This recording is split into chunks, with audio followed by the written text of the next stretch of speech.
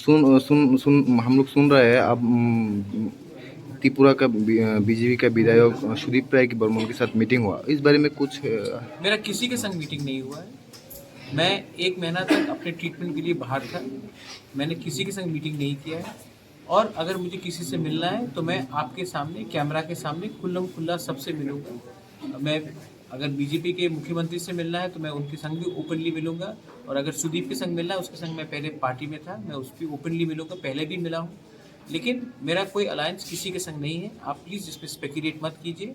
तिपरा मोथा एक independent party है और अपने लाइन में चल रहा है, किसी के लाइन में नहीं चल रहा है। ও সুদীপ রায় বর্মন মানে বিজেপি থেকে ছেড়ে অন্য দলে যাওয়ার কথা वो বলছে সে बीजेपी का বিষয়ে इंटरनल मैटर है।